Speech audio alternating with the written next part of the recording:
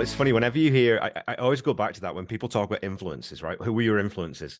And when you listen, or sorry, when you watch, you know, real sort of creative, like great creative types talk, you can see them sort of internally roll their eyes because the answer is every single thing I've ever heard Right. has Yeah, I influenced me. agree. I Everything, agree. everything influences me. And I take what I like and I leave what I don't. And that's, you know what I mean? So, like I said, that's your fumes. The fumes are going in and they're affecting, Right. they're rewiring your brain, right? A little bit. So, And then it's also worth noting that like Full Moon Fever was just like a huge record yeah. in this exact era. Like, cause that's where I first was introduced to Tom Petty.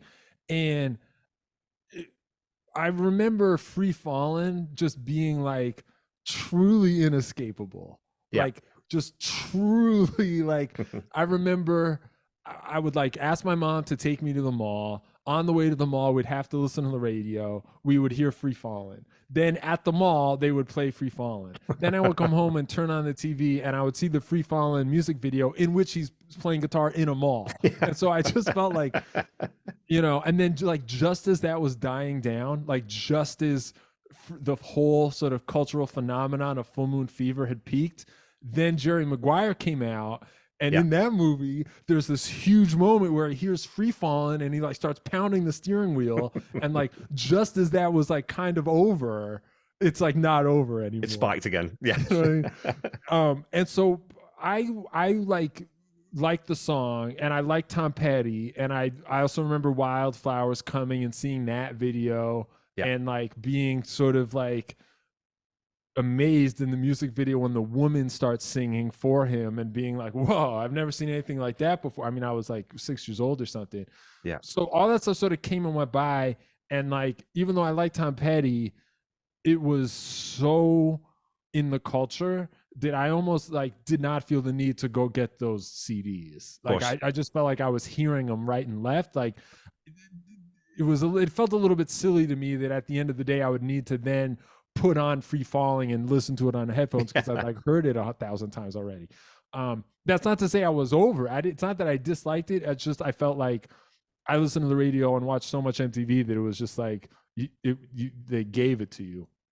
But it's that saturation point, right? And it's when people talk about songs that are overplayed, and you sort of have to detach and think, well, first of all, if they're overplayed, they're getting played because they're really good songs. Yes. And when you go back again and you listen to some of these things, like, Listen to a Heart, which we're going to get into, it's easy to sort of think, well, I've heard that a million times. It's a great pop song. But when you go back and really listen to it, it's like, this is a really, really brilliantly written song. That's why they've got the longevity, and that's why people still love them. Free Falling is another example of The Waiting. I mean, these are three of the most perfect pop songs ever written by anyone. Yeah. And that's why they're still around, and that's why they're timeless. Yeah. Yes. And so it was, I don't think I would have really like self-identified as a Tom Petty fan. Yeah. Or like felt like someone who was like eligible to go on the Tom Petty podcast until I was like seriously trying to become a singer into my 20s after like 15 years of identifying as just a guitar player. And thinking I was in bands where like we had a lead singer and I was the lead guitar player. I sort of grew up thinking that I was going to be like the guy behind the guy. Like you have Axl and then you have Slash. Yeah. And you have Mick and then you have Keith, right? You have David Lee Roth and then you have Eddie. Like I always related more to the guy with the mystique. I was like, that's perfect. I'll just be that. Yeah. I was in bands as that. I understood who I was as that. And then those bands broke up and I made the sort of terrifying switch to becoming a singer and caring and trying to own that identity. And this was when I went from being like a sort of admirer of Tom Petty who'd grown up hearing him and had a couple CDs and liked it just fine to recognizing a sort of deeper specialness in Tom Petty and understanding him on a deeper level and becoming a bigger fan, and then reaching a point where I could feel like, there's only going to be one cover song on my album and it's going to be the guy I'm going to cover is Tom Petty. It was him as a vocalist and me getting a sort of new interest and sensitivity to vocalists and being a vocalist that was the transformation for me. Well, it's funny because I don't think he does get enough. I've talked about this with so many people, but I don't think he does get enough love as well, either a rhythm guitarist or as a singer. Because he's the songwriter, he's brilliant with words and everything else. But people Uh-huh. sort of sometimes want to lump him in with the sort of with the Dylan style because he's got it. He can turn that on when he needs it. He's Yes. got so many different looks. This is where I always get into this with when I'm talking about Petty versus Springsteen. Petty's Uh-huh. got more modes. He's got different things that he can do with his voice and different ways that he can throw it around a melody. Where not a lot of people have that. Where you can see, you think about the vocal in Spike, it's completely. You would think that's a different singer than the guy in Free Falling, or Uh-huh. the voice he puts on in US 41 from Mojo is completely different. Again, he's got all these different things that he can do depending on what character he's playing or what the song needs. Yes, yes. And there's also like there's like a misery that he there's like a specific type of misery that is like always on the edge with Tom Petty. Yeah, And like with Springsteen, there's like a yearning and there's a sort of like a hopeful quality where you're like, man, I really hope that guy's dreams don't get crushed. That's I feel like the subtext of hearing a Bruce Springsteen song is like, you know what, dude, we're rooting for you, man. I really yeah, hope it works out for you. But you do not get the sense that his heart has already been crushed. You know what I mean? It's like he might still get out with his innocence. That's I yeah, think I feel how I feel about Springsteen. With Petty, it's like this guy has some lifelong heartbreak happening. You know, like it's here to stay. yeah, Uh, and I admire that, and I admire like his commitment to that, and how much there's like people use this word a lot, and it's trendy, and I don't like it for that reason. But I do think that there's a vulnerability to Tom Petty's vocal expression yeah, that is like not self pitying, and it's not a trick, and he's like it's not a move, it's just there, yeah. it's just constantly there, and I think that gives his voice a lot of its power. Uh, and I think he's sort of like an expert in using that. You know, he's like one of these guys who sort of figured out how to manipulate that. I think is especially well. You know. And again, like you said, pretty early on, he got that pretty early on, and I think he was, obviously songwriter, but I think he was a vocalist, really a true vocalist, which is different from a singer sometimes, but a I true agree. vocalist right from the outset, right? Like he just got that. He knew how to do that and how to tap into what he was feeling. Yeah. Yeah.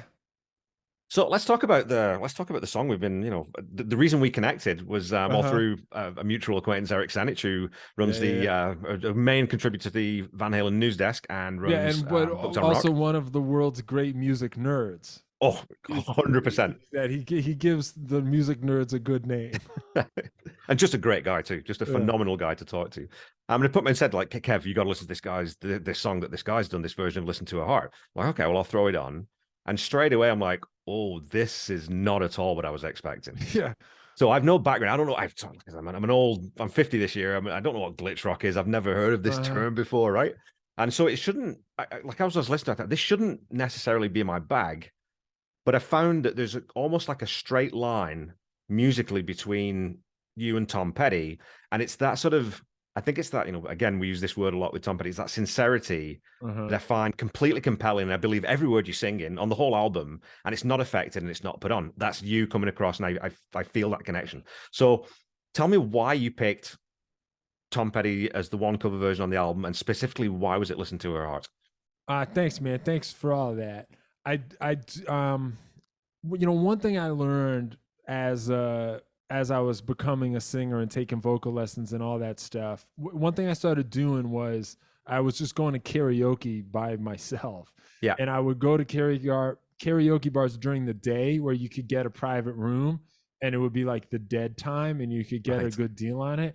And I was just going to these karaoke rooms by myself to practice because I live in New York. So if I did it in my apartment, I was like self-conscious that the neighbors would hear and shit like that. And Right. also, when if you work in your own apartment, it's like too easy to get distracted. You know, is Of course. if you're like paying for the room, you have to use the time effectively because you're paying for it. But I found some spots where like the daytime karaoke rate was cheaper than a rehearsal studio. So I was going to these karaoke rooms, and a big part of my training was like just seeing what karaoke songs I thought I could do. Yeah. And there were a bunch of songs that I wished I could do, or songs that I felt I understood, but I just couldn't sing. Like, you know, there's any number of Guns N' Roses songs that mean a lot to Out to Get Me by Guns N' Roses. It means a Yeah. lot to me. Can we curse on this podcast? 100%. Okay, cool. So the way Axl Rose says "I'm fucking innocent" on Yeah. that song is one of my favorite lyrics of all time, because like he says it with so much attitude that it's like no innocent man would ever say that. There's like a level of hostility that is just like makes it seem like you must have done something. But it's like such a cool, just like rebellious vibe. I'm fucking innocent. Yeah. I would love to have been able to kill that song in karaoke, but like it just doesn't sound good when I do it. Or like any number of Queen, basically any Queen song. You know, Queen's one of my favorite bands of all time, but like, you know, weight classes exist for a reason, and Freddie Mercury is a heavyweight and I am not. You know what I mean? That's just not my weight. I should not be punching in that ring. You know what I mean?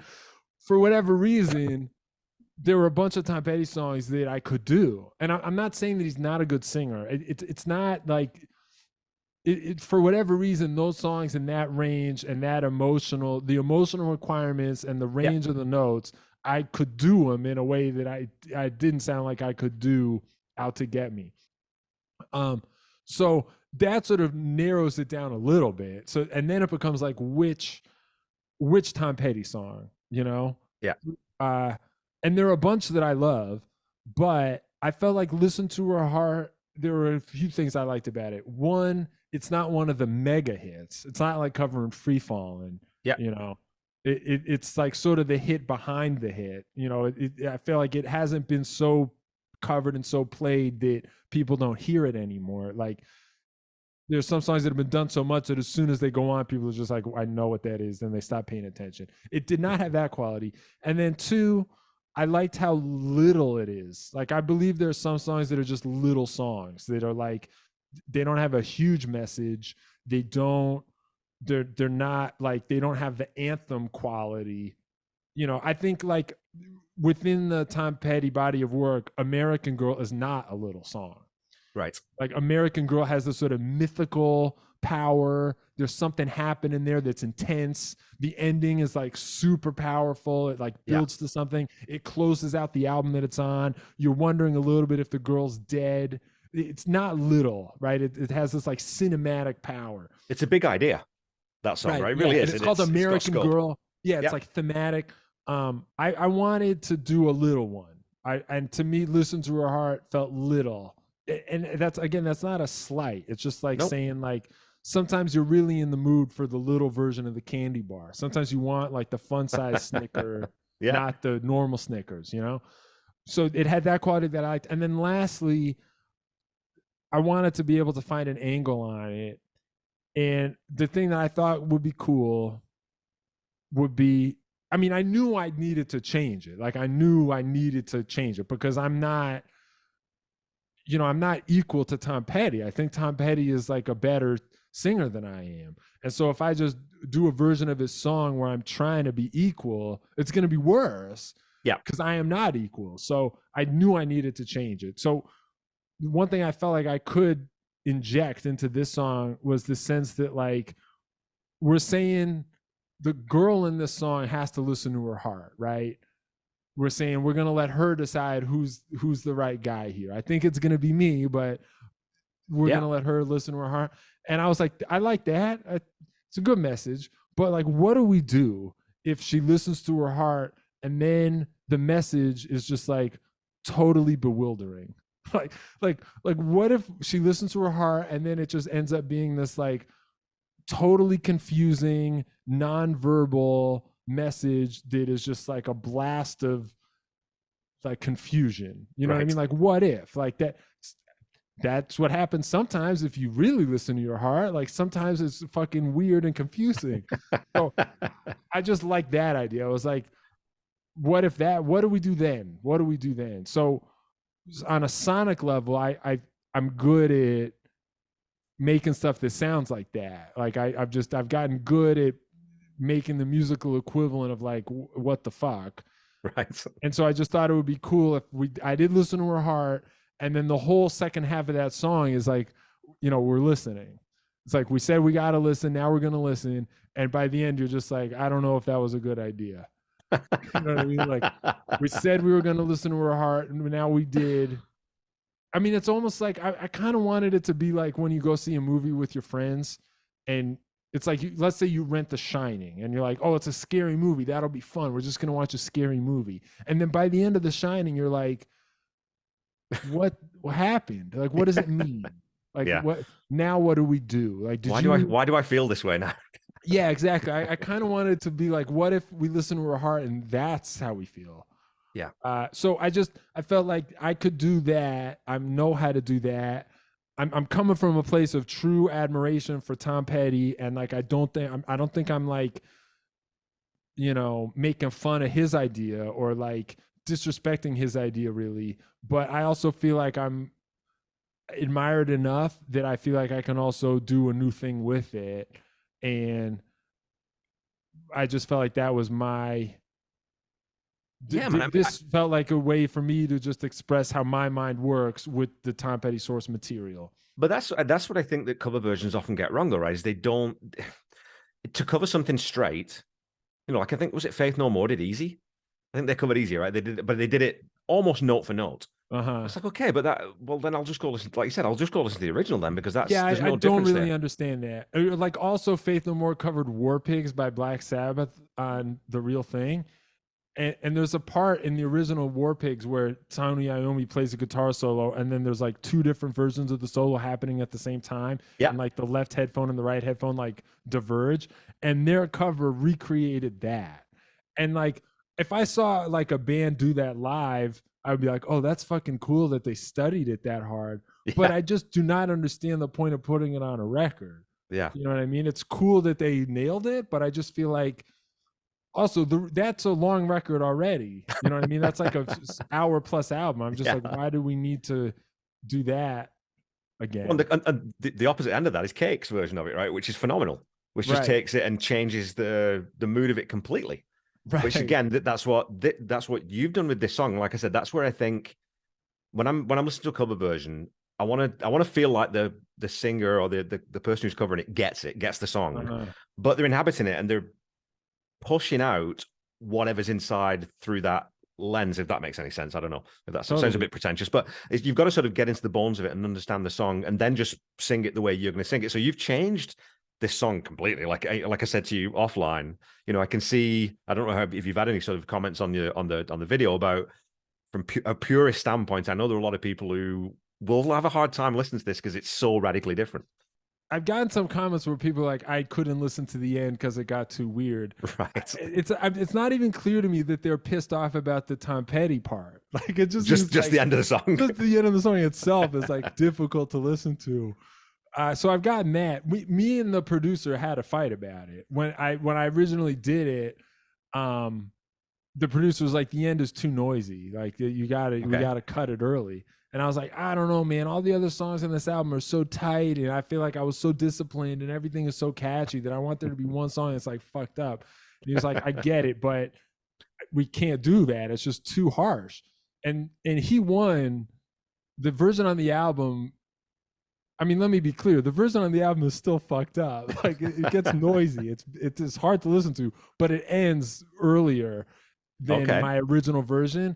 But for the music video, I used my original version that has the full noise assault. In fact, I wanted to get the full version mastered because I knew I might want to do something like this. So like the producer won the argument. We picked this shorter version he did. That went to the master. I was like, wait a minute. I also want the guy to master my original version. But the producer was like, I didn't even mix that. I don't even have a version of that to send to him. So I had to, on my own in GarageBand, take the version my producer made and then like crossfade into some earlier shit demo I had. Really? Just so the master would get something. And if you listen very, very, very, very carefully to the version in the music video, there's a moment right when it goes past what's on the album that you can sort of hear an edit like right at the moment when the music Okay. video starts to go for longer than what the album version is, you can hear an edit because the producer wouldn't even send the master a version. I had to make my own like Wow. low quality edit just to get it to the mastering engineer. I do think my producer's name is Jeff Stanfield. I admire his judgment. I've worked with him again. We're working on new stuff now. Yeah. I admire his judgment, but I just had this crazy notion that like someday I might want to have the longer, worse assault. Yeah. So, again, like I said, you've changed the sonics of the song. Obviously, you've not monkeyed around. Well, there is a little bit where you change a little bit of with the lyric because you cut off I think it's the second chorus, right? You drop it out before you go into that outro. But like I said, I think actually it's a fairly faithful vocal. You're following the melody. You're not completely altering the melody, but it's over top of this great octave synth bass. Yeah, And is yeah, that yeah. I'm assuming it's a drum machine. That's not live It's a drums, right? couple. It's multiple layers. Okay. There's some drum machine. There's also some unlicensed samples in there that I Okay. can't really say what they are because they're unlicensed. But it's multiple layers of percussion happening. All of it's artificial though. There was no real drummer on the song. Yeah, and it's got that great because what I always like because I've listened to New Order and a whole bunch of Mhm. electronica bands back in my youth, and it's funny that you can still make a song swing even if it's programmed right, and it's still got that swing to it. Yes, that's largely because of the unlicensed drum samples. Some of my drum samples had some pretty funky grooves happening on that. Right? So even though I mangled them and I do think I did creative stuff. I don't think that I just stole drum beats and then like Yeah. copied and pasted it in. I like manipulated the footage in a way that I think counts as being creative, but I did not license it. So, yeah, so some of the swing is there. Some of the swing is from that, but it's also true. There were drum machines. Prince said that the reason he liked the Lynn drum machine so much was that it had its own funny time. It Yeah. wasn't like perfectly mechanistic, especially when it would do the like triplet feel stuff, like Yeah. like those on any Prince track that put the drum machine super forward. Anytime it does like a trill or like a triplet or something, you can hear that it has this sort of weird robotic, cool Yeah. swing thing. It would like not what a person would do, but it's not totally quantized either. There is a weirdness there. Well, it's almost because every performer has his own thing, right? You have your own vibrato when you play, when you sing. Like Right. there's just those characteristics. So it's kind of nice that those filter through. A little bit of trivia, and I don't know if you know this: the hand claps in the Lynn drum, the original sample, Uh-huh. was Tom Petty and the Heartbreakers provided the hand No, claps. really? Yeah, that's I did all. Yeah, not know it that. was a backstage thing. The guy who made it said, "I need these hand claps." I'm like, all right. So that's Tom Petty and the So Heartbreakers. what Yeah, that guy, what's his name? Robert Lynn, Roger, I right? think it is. Yeah. So That yeah, so he was just like hanging out with Tom Petty and the Heartbreakers. He was like, I need to sample a clap, and it was them. it was them. Yeah, Oh man, I did not know that. isn't that cool? Yeah. That's mind blowing that I learned that by coming on this podcast. I love that. I love that. That's amazing. So you got. I was going to say, but back to the song though too, because there's the bit where it cuts to the bridge. Mm-hmm. And I love how greasy that low end drop is because it's almost like it's a tape winding down because it drops, it goes into the lower key. Super, super cool. I love that sort of the sonic of that. You know which bit I'm talking about, right? On which song? On Listen to Her Heart. Oh yeah, yeah, yeah. Yeah, where it goes into the bridge where you've got that sort of it's like a it's like that's the only way I can describe it. It's like a tape machine sort of you get that kind of drop Yeah. into and she can't move.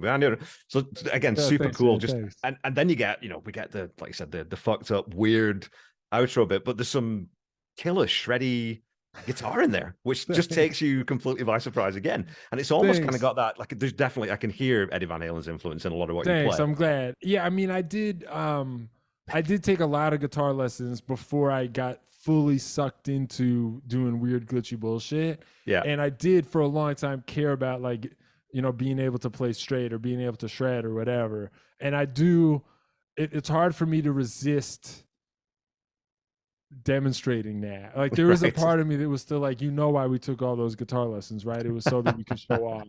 And there's a part of me that like can never fully resist sticking that somewhere, you Yeah. know? So thanks, man. I'm glad you appreciate it. I do feel I have a level of confidence in my guitar playing that is just like so different than my confidence as a singer.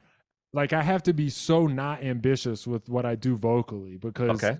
I'm still I started like as a guitar player, I was like the kind of teenager who just practiced a lot, and I sort of like put in the time a long time ago and Yeah. like built up this basic like athletic, it's there. Yeah. It's just there. You know what I mean? And so I can sort of push and I can fall back on that and I can challenge myself, and like even for shit that I almost can't play, I can kind of fake it. There's like all kinds of stuff I can do as a guitar player where I'm like I can get away with all kinds of stuff. Right. And I didn't care about singing until much later in life. So I don't have the same sort of like easy ability to just be like, you know, even if my voice is a little, if my throat's a little sore, I know how to get through the show. Yeah. I don't have that. Like if my voice is a little sore on the day of the show, I'm like, I'm fucked. It's over for me. It's over. You know? Right. So like what I do as a singer, I have to make sure like the key is in my key. I know what my highest note is. Anytime Yeah. I write any song, I know what the highest note I have to sing is. I have to make sure it's like a step and a half below my high note so that no Yeah. matter what I can hit it. Um, you know, I really like I sort of design everything I ever have to sing so that it's like not going to expose my limitations. But as a guitar player, I'm like, I've been playing guitar for so long, like let's find out what the limitations are. Like Right. let's see what happens if I go beyond the limitations. So I I feel like there is a kind of bizarre opposite vibe where like me as a singer, I'm like one of these guys in one of these punk bands where it's like you're just not trying to show off at all. You're just trying to like play the character and get it right. And there's like a dignity in sticking to the basics and showing respect for the basics. And then as a guitar player, I'm just like, Rules are off. yeah, it's just like Yeah. let's try to break shit. You know what I mean? Well, that was the thing on Wildflowers, right? That was the last column on the chart. So we've got the drums done, the vocals are done, everything else is done. The last chart was Bugs Wide-El's "Fuck Shit Up." What can we do to just change something in this song just to make it a little bit more interesting, right? So Yeah, it's always a good exactly. attitude to have somewhere, I think. But I think Exactly. Yeah. I Yeah. I think it's good to have both attitudes on the track. Like to yeah, I agree. I think you got a great voice, like, and that's always something for me is make or break straight away. I don't know about you, like, I can't listen to I can't listen to Pearl Jam because there's just Mhm. musically they are phenomenal. There's just something about Eddie Vedder's voice that doesn't chime with me, so it's just lights out straight away, right? So I've got to like the voice first and foremost. I think did a great job, but yeah, I mean, talk about the guitar on this album. I mean, there's guitar all this. I was listening to, which is the one, I Know the Feeling, where Yeah. it sounds more like because hang on, is that synth? No, that is guitar. He's just sent that through God knows how many effects units or pedals. Like, Yeah, thanks. Yeah. The solo on I Know the Feeling was actually double tracked. okay, So I'm playing it twice with different effects, but I'm playing the same thing. okay, And one of the effects is like very unstable that like you play a note and it kind of just implodes. okay, Uh, so and it's impossible to know like which notes are gonna be okay and which notes are gonna sort of just like glitch out. right, But so I did one performance with that effect, and then I just played it again with an effect that was like just sort of a trashy distortion. So it sounds kind of ratty, but the notes are there. So yeah, yeah, sometimes it's like you have both, and then sometimes you have both, but one of them is like failing. And that's part of why it's like you don't it's like you kind of don't know what you're hearing, but it's right, there. Um, you know, anytime I ever play guitar, I'm a little bit trying to have it just be like, this is my chance to be really like we were talking about Mike Patton or Faith No More before. yeah, Like Mike Patton as a vocalist can kind of do anything at any time. He can play any character. He can make all kinds of sounds where you like don't know if it's a human voice. You don't know who he right. is. Like he can sort of do anything. I cannot do that as a vocalist. The best I can do as a vocalist is to have it just sound like, oh, okay, that's Ivan. He must really mean what he's saying. That's like best case scenario But for that's me a as a good vocalist. that's man. I think as a vocalist, if you can get that across, then you've won, right? You Oh, don't need thanks. to No, be. You don't. I'm You know what I not mean? crying about it. Thank you. No, I no, agree. I'm like that. I know that that's my role, but yeah, as a guitar player, I do try to have it be like, you know, how can I be a little more mysterious, or how can I be like a little? How can I push the form a little bit more? One thing I never do in Cyberattack is like really fuck with the production style of the vocals. Like Right. it's always kind of just sounds like a guy singing. Now, my producer does all kinds of cool little things to make it sit in the mix, and there's Yeah. EQ and there's reverb. There's all kinds of pro shit happening, but we don't do like radio voice or walkie-talkie voice or weird auto-tune voice or Yeah. alien voice. Like I want the backing track to be as like Looney Tunes as possible, but I want the voice to still sort of just sound like, oh, that must be who that guy is. It sounds Well, like there's that guy. and I think that would get you'd risk overcomplicating it if you did that, right? Because I think that when you have that clean melody in the vocal, it allows that sort of the chaos Yeah, that's going I on with some agree. of the other parts to really sort of shine, right? It's you don't bury the lead, so Exactly. I agree. I totally agree. Especially since I'm like writing the lyrics and everything. I kind of want that part of it to be like the familiar part. yeah. It's like you're hearing this track and you sort of don't know who's playing it, and it sounds a little bit like this hyper video game that's like failing. Yeah. But the vocal is sort of like, well, we could just go with that guy probably. That's a little bit what I'm Right. trying to do. Right. And like for my listeners, the album Hard Feelings, which I was going to ask about whether that's a little slight nod back to Hard Promises. Maybe it's not. It was just a coincidence, I assume. But to me, it was like when I started listening to it again, it was something. It's a style that I hadn't listened to before, but I immediately just got it because I could hear so many things that I listened to growing up in it. And so like I'm just gonna throw a bunch of bands at you and Okay. you can go, oh, I don't know. So like Underworld, Ben Folds, Squeeze, Foo Fighters, Queen, Talking Heads, Sad Cafe, especially some of those like minor changes. Soundgarden, like some of the stuff with like the phrasing on the guitars Uh-huh. and the weird chord changes to Petty, of course. So there's all these Yeah. different influences. Like I get this, I know what this is. So it's wrapped in this weird, glitchy, electronic kind of skin, but underneath it, these are just rock and roll and pop songs. So I totally get this. I understand what this is. Thanks, man. Thanks. I appreciate that. All of the songs started as me like strumming an unplugged electric guitar Right. and like playing the chord progression and singing it into my phone. Right. Like every one of these songs, there's like a bad voice memo on my phone. There's just me strumming and singing it. And it's not even an acoustic guitar. It's an Just the electric. unplugged electric guitar, which sounds dumber. Like Yeah. an unplugged electric guitar just sounds completely not serious. And it's like me in my apartment, so I'm like trying to be quiet because I'm self-conscious anyway. So these voice memos like sound real bad, you know. Yeah. But Yeah. to me, that's the test. It's like if I can make a voice memo, if I can play the song and make a voice memo out of it, and you find yourself almost even kind of listening to the song and like getting past the fact that it's a piece of shit voice memo, like that's what I'm trying to do. If Yeah. I can make a song that I think a little bit holds its own in that format, then I'm like, okay, this is worth investing in and finding a way to make it sound cooler than a voice memo. Yeah. But I do try to write everything on the level of just like, are the chords cool? Are the melodies cool? Are the lyrics cool? Right. And if you can make those work, then it's almost like you're just covering that song. It's like you wrote the song and it's just chords, melodies, lyrics, Yeah. and some sort of rhythm. And now it's like, well, if we had to cover it, how would we cover it? And I cover everything the way I covered that Tom Petty song. So that's why my album sounds like that. Super cool. So do you start with music then? Like, because I know that I'm a hobbyist songwriter and a lot of my friends are songwriters. And so there's that conversation. Do you start with a melody? Do you start with a line? Do you start with what's your go-to usually? I have like a bunch of unfinished music things that are sort of cooking that are just music and Yeah. melodies. And then I have a bunch of unfinished, like unused titles and ideas for lyrics. And they're sort of like also crying out for me to finish them. And they're like over here. Yeah. And I'm basically always trying to see like, do any of those unfinished lyrics, could any of them fit with any of those Yes. unfinished songs? Yeah. And basically I can't ever finish the song until I find one from each category that kind of fit. And I'm like, ooh, thank God. It's like I can write one more song now. I have one other song I might be able to write. And then as soon as I'm done with that one, I'm like, now I guess I'm back to being stuck with a bunch of Yeah. unfinished bullshit.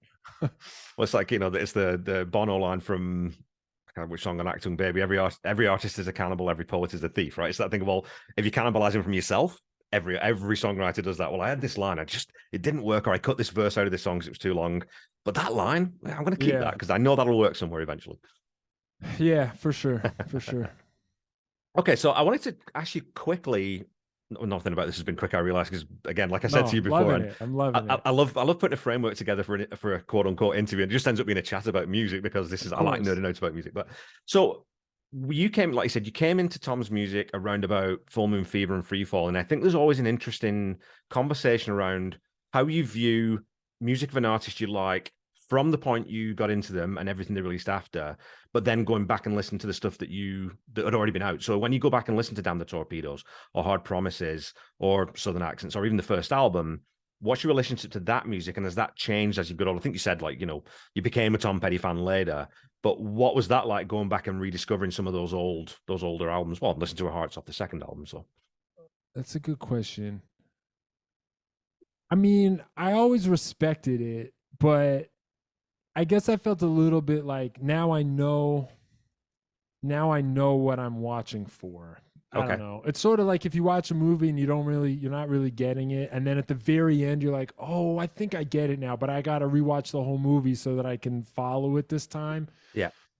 I felt a little bit like that. Like I always admired some of those other songs, but once I sort of figured out like this is what Tom Petty means to me. Yeah. He's the sort of guy who's like always on the verge of tears, but he's holding it back. Yeah. Like that's basically what Tom Petty means to me. He's like he's on the verge of tears, but he's holding it back.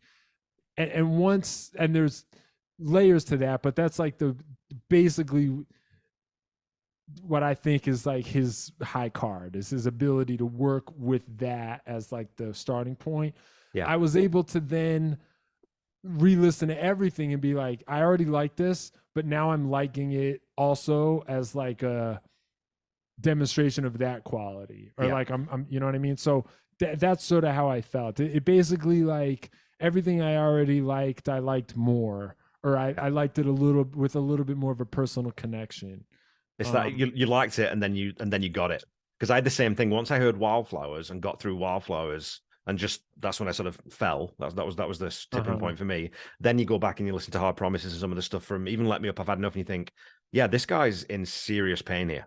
Yeah. It's not Yeah. I don't know why I didn't catch that before, but it's clear, it's right there on the page, like it's just so I always find that too when I said I think it's that thing of I get into it. Well, I talked about because I'm a huge Queen fan as well. I have another podcast about Queen, right?